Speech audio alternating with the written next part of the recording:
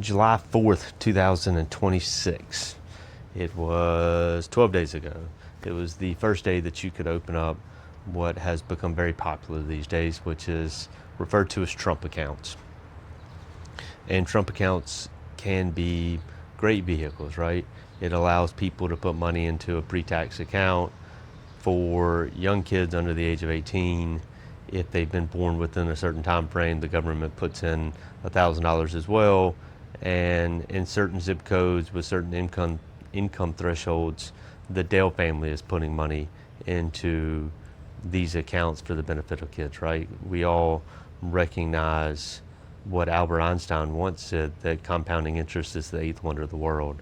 And so if we can get money into accounts for these kids at a young age, and they don't touch it, then by the time they get to age 60, 65, 70, whenever it is that they want or need the money, then that money can be worth a phenomenal sum, right? Given historical returns, and we don't know if history in terms of returns will generate the same types of returns going forward, right? Past performance is not indicative of future results, as we always have to put on anything that relates to performance. But I saw an article this morning that somebody in the Treasury Department said everybody should have a Trump account. And I get upset. I don't get upset. I get frustrated by stuff like that, right? Everybody should have XYZ. And look, again, I think Trump accounts are great vehicles, but I don't think they are a must-have for everybody. There are certainly reasons to have it. There are certainly reasons that I can make the case for not to have it. There are other ways to save for kids.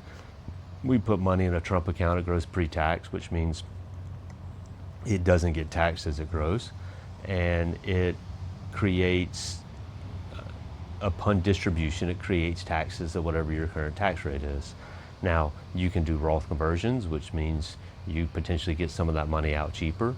And again, that might make sense, but there are also ways for small business owners to employ their kids and to put money into a Roth IRA, and prior to being age 18. And Roth IRAs grow tax deferred, but then ultimately, upon qualifying conditions, the money comes out tax free.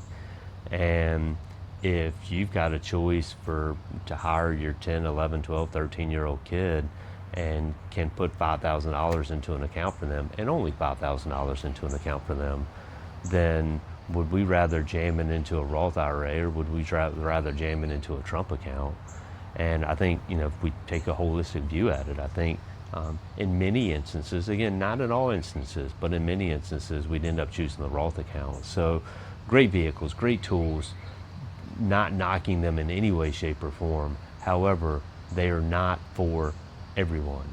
So have conversation, think about it, outline goals, outline strategies, understand why some things work, in some instances better than other things do, but not all the time. So again, there are very few things in life that everyone should have. And while they are good tools, I'd make the case that a Trump account is very much not something that everyone under the age of 18 must have. If you liked today's video, hit the subscribe button down below, or better yet, just leave us a comment.